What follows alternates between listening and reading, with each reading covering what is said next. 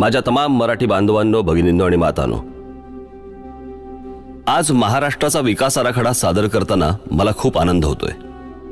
पण त्या आराखड्याबरोबरच जर आपण सौंदर्यदृष्टी संदर्भात काहीच बोललो नाही तर त्या विकासाला काहीच अर्थ नाही। आणि विकास घडवायचा असेल तर दूरदृष्टी हवी, आणि दूरदृष्टीला जर रचनेची आणि सौंदर्याची जोड असेल तरच तो विकास चिरंतन टिकेल। एक उदाहरण देतो, मुंबईतल्या छत्रपती शिवाजी टर्मिनसचं। जवळपास 125 वर्षापूर्वी ब्रिटिशांनी हे स्टेशन बांधलं। 125 वर्षापूर्वी या शहराची लोकसंख्या कितीची होती? आज या मुंबईमध्ये एवढे लोंढे आलेत, पण आजही हे स्टेशन टिकून आहे। का टिकून आहे? कारण त्याची रचना सर्वोत्कृष्ट आहे, आणि रचना कधी सर्वोत्कृष्ट होते? जेव्हा त्यात सौंदर्यदृष्टी असते। छत्रपती शिवाजी टर्मिनस नंतर आपण अनेक स्टेशन्स उभारली, पण त्यात ना दूरदृष्टी आहे ना रचना, नुसती भकास आणि उजाड। स्वातंत्र्यपूर्व काळात बांधलेले हे ब्रिज पहा,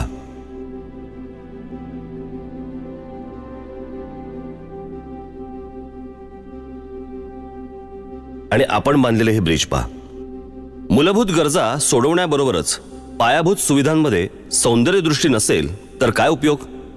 म्हणून आमचा हा छोटासा प्रयत्न, जो राज्य सरकारसाठी, महानगरपालिकांसाठी, जिल्हा परिषदांसाठी, ग्रामपंचायतींसाठी आणि आपल्या सर्वांसाठी महत्त्वाचं ठरेल। एक पटकन डोळ्यासमोर परदेशातलं उदाहरण येते। याचा अर्थ असा नाही की परदेशातलंच काय ते चांगलं आणि आपल्याकडचंच काय ते वाईट। माझं म्हणणं एवढंच आहे की जे चांगलं आहे ते स्वीकारायला काय हरकत आहे? एक उत्कृष्ट केस स्टडी आहे न्यूयॉर्क मधल्या सेंट्रल पार्कची। न्यूयॉर्कच्या मॅनहॅटनला शहराच्या अगदी मध्यात ते पार्क आहे। ते सुरू झालं 1857 साली, जेव्हा आपण स्वातंत्र्याची पहिली लढाई लढत होतो। हे पार्क 778 एकरात पसरलंय, म्हणजे आपल्या मुंबईच्या शिवाजी पार्क एवढी 28 ते 30 मैदानं बसतील एवढं मोठं पार्क आहे ते। नागरिकांनीच पुढाकार घेऊन ते सुरू केलं, राखलं, आणि आजही न्यूयॉर्कच्या गजबजाटात ते पार्क स्वतःचं सौंदर्य टिकून आहे। कोणा एकाची मालकी नाही की अतिक्रमण नाही। इथे दाट झाडी आहे, प्राणी संग्रहालय आहे, तळं आहे, पक्षी निरीक्षण केंद्र आहे। मुख्य म्हणजे या वर्दळीच्या भागात लोकांना हवी असलेली एक शांतता आहे। आणि या एवढ्या मोठ्या पार्कचं व्यवस्थापन कुठचीही सरकारी यंत्रणा करत नाही, तर सेंट्रल पार्क कन्झर्वन्सी नावाची संस्था करते। हे का होत असेल? कारण ते पार्क लोकांनी उभारले, ते इतकं सुंदर राखलंय की ते लोकांना आजही हवंसं वाटतंय। त्या तुलनेत आपल्याकडे काय आहे? आपल्याकडे पण मुंबईत एक पार्क आहे, बोरिवलीचं संजय गांधी राष्ट्रीय उद्यान। वन विभागाच्या जमिनीवर हे पसरलंय। बरं, हे जंगल किती अवाढव्य आहे माहितीये? पवईला सुरू होतं ते थेट संपतं घोडबंदरला। हे जंगल किती पसरलंय माहितीये? ते आहे 104 चौरस किलोमीटर्स। मी तुम्हाला सेंट्रल पार्कमध्ये किती शिवाजी पार्क मैदानं बसतील हे सांगितलं। आता आपल्या मुंबईतलं जंगल किती आहे माहितीये? 30 सेंट्रल पार्क बसतील एवढ्या अवाढव्य जागेवर हे पसरलंय। बरं, न्यूयॉर्कला असं पार्क उभारावं लागलं, तर आपल्याकडे निसर्गानेच आपल्या पदरात दान टाकलंय। पण आपण या पार्कची काय अवस्था करून ठेवली आहे माहितीये? भीषण अवस्था आहे। पार्कला चारी बाजूनी वाळवी लागल्यासारख्या इमारती आहेत।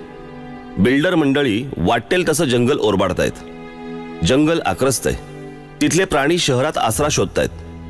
बिबळ्या घरात शिरला असं आपण ओरडत सुटतो, पण अहो, तो आपल्या घरात नाही आलाय, आपण त्याच्या घरात शिरलोय। पर्यावरण रक्षणाच्या नावाखाली कुठच्याही परवानग्या अडवून ठेवणारं वन खातं इथे मात्र डोळे मिटून बसले। अक्षरशः या जागेवर बलात्कार होतोय। वन विभागाच्या अशा अनेक जमिनी सरकारी आशीर्वादाने कशा ओरबाडल्या जात आहेत हे मी तुम्हाला दाखवतो।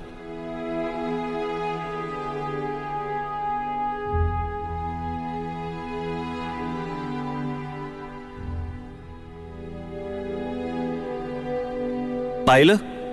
याचं कारण सेंट्रल पार्कवर जसं लोकांचं लक्ष असतं तसं आपण ठेवत नाही। इथे आपलाच रेटा कायम ठेवला पाहिजे, कारण सरकारने तर बिल्डरांना आणि खाड माफियांना ही जंगलं आंदणच देऊन टाकली आहेत। अशी जंगलं सुंदर ठेवणं शक्य नाहीये का?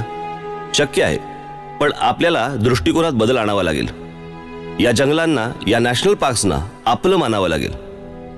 एकदा हे झालं की ही जंगलं आणि ही पार्क्स जगातली सुंदर पर्यटन स्थळं होतील. हे झालं बोरिवलीच्या नॅशनल पार्कचं. मी तुम्हाला अजून काही उदाहरणं देतो.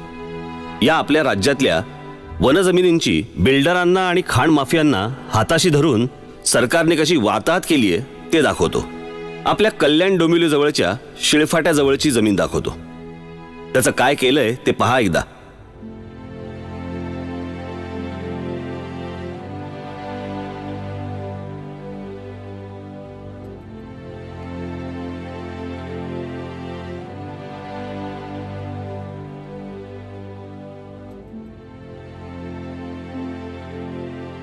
आता हे नवी मुंबईतले वन विभागाचे डोंगर.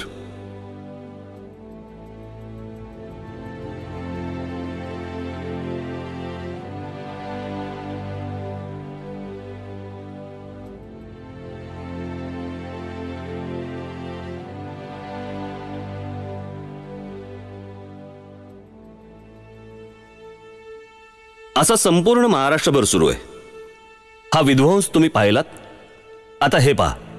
हे कचऱ्याचे ढीग, खड्डे पडलेले रस्ते, बुजलेले नाले, अनधिकृत झोपडपट्ट्या, खोटे परवाने देऊन रिक्षा किंवा टॅक्सी शहरभर फिरतायत, अनधिकृत रेशन कार्ड दिली जात आहेत.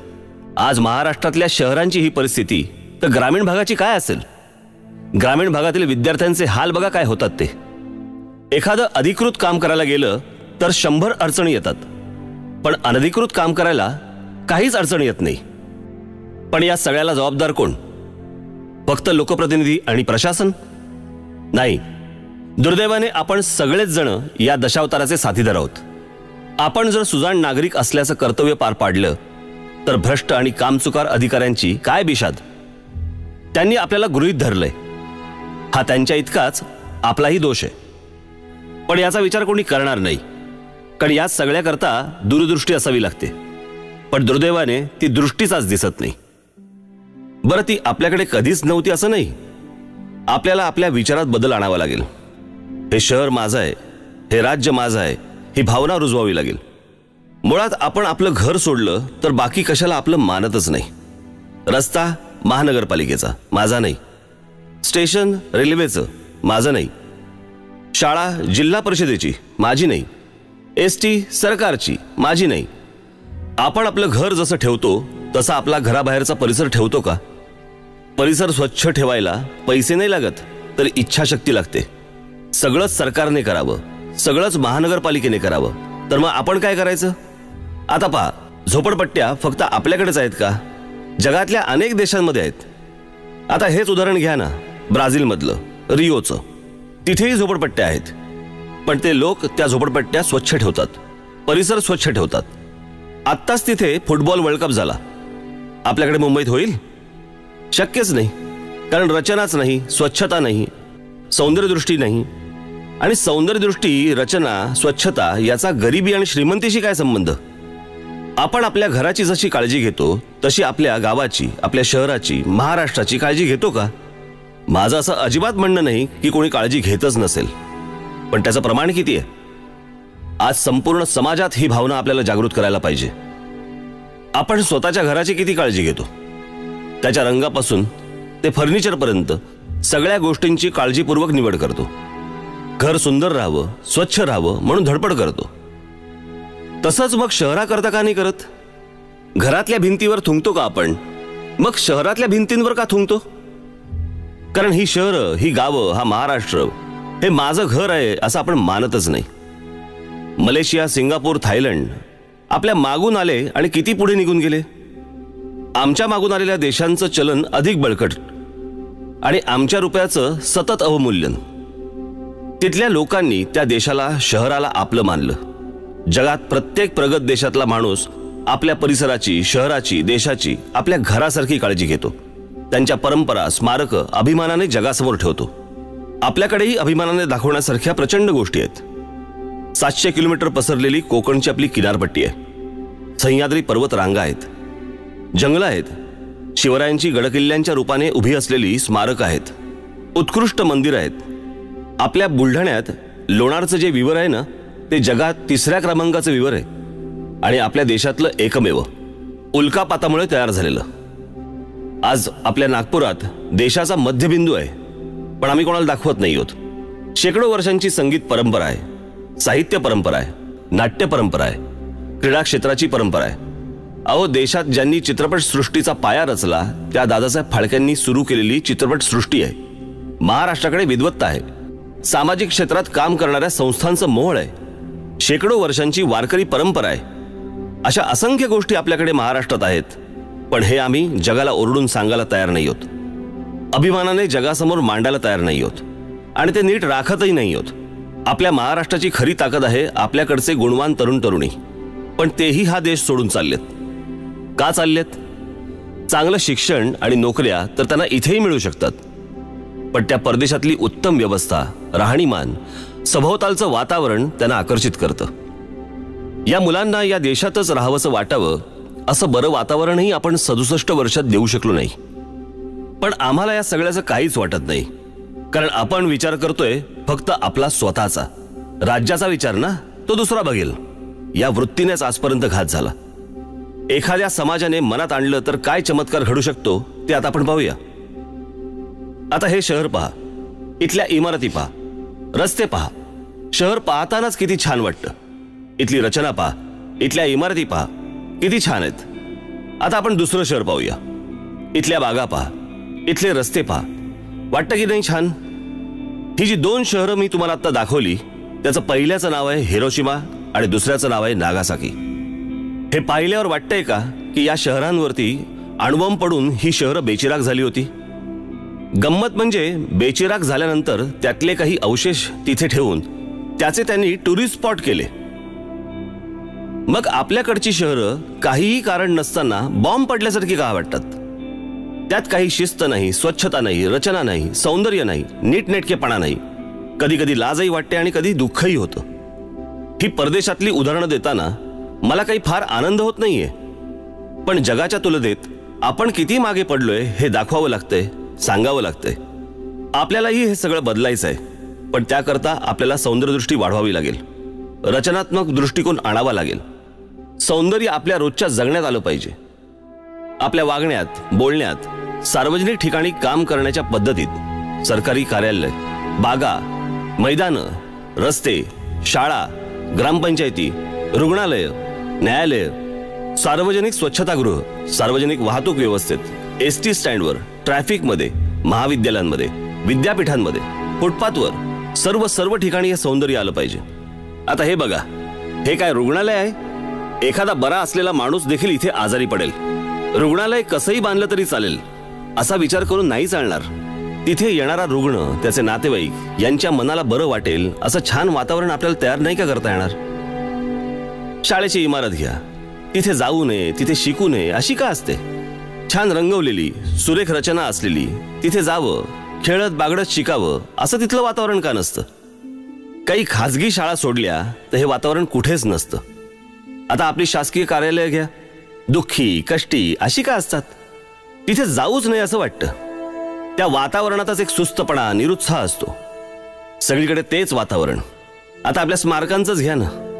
आपल्या स्मारकांविषयी तर बोलूच नाही. ज्या लोकांनी आपलं आयुष्य ज्या समाजाकरता दिलं त्यांची स्मारकं आपल्याला धड राखताही येत नाहीयेत. रंग उडालेली, निरुत्साही स्मारकं पाहून मला कधी कधी लाज वाटते.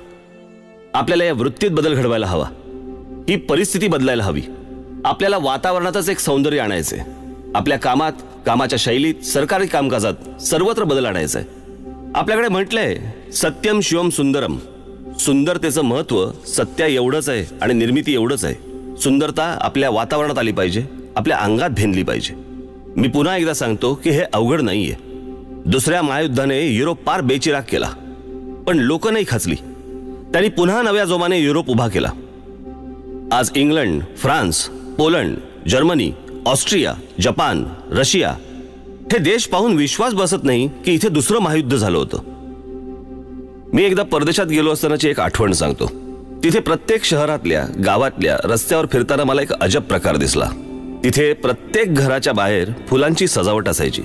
सजावट म्हणजे प्रत्येक त्यांची गॅलरी, त्यांचे वरांडे सगळे हे फुलांनी सजवलेले असायचे. त्याची रचना बघून मला गंमत वाटली. मी ज्यांच्याबरोबर फिरत होतो ते स्नेही तिथलेच होते. मी त्यांना विचारलं की इथल्या थंड वातावरणात फुलं टिकतात म्हणून हे लावतात का? ते म्हणाले, छे, इथे एक समज आहे. खूप वर्षापासूनचा. जे घर सुंदर सजवलेलं, त्या घरातील स्त्री ही चांगली अभिरुची असलेली आणि चांगलं आदरातिथ्य करणारी असणार. ज्या घराबाहेरची सजावट चांगली, त्या घरातल्या स्त्रीचं घराकडे लक्ष आहे असं ते समजतात. मला गंमत वाटली. गंमत याच्यासाठी वाटली की सत्यम शिवम सुंदरम हा मंत्र आपण जगाला दिला, पण दुर्दैवाने आपणच हा मंत्र विसरल्यासारखं आजकाल वागतोय. आपल्याला हे सगळं बदलायला हवं. महाराष्ट्राचं फक्त दिसणं नाही तर असणं सुधारायला हवं. बदल फक्त वरवरचा नाही तर तो आपल्या वृत्तीत यायला हवा. आपल्या वागण्यात, बोलण्यात, सार्वजनिक कार्यक्रम घेण्यात, किंबहुना राजकारणात देखील आपल्याला बदल घडवायचा आहे. कामाच्या पद्धतीत, कामाच्या झपाट्यात सर्वत्र हे दिसलं पाहिजे. आपल्याला महाराष्ट्र सुंदर केला पाहिजे. महाराष्ट्र सुंदर म्हणजे रस्ते, नद्या, शाळा, सरकारी कार्यालय, बागा, सगळं वातावरण सुंदर केलं पाहिजे. मन प्रसन्न तर ते मन स्वप्न पाहिल मोठी. महाराष्ट्राला मोठं करण्याचं, संपन्न करण्याचं स्वप्न आपल्याला पाहायचंय. एका उत्तम मराठी समाजाचं स्वप्न. हे सारं सुरू होईल सुंदर राहण्यापासून, सुंदर रचनेपासून. ही सुंदर रचना हीच आपल्या महाराष्ट्राच्या विकासाच्या आराखड्याची गुरुकिल्ली. हीच आपली कार्यसंस्कृती, हीच आपली दिशा सुंदर आणि संपन्न महाराष्ट्राची.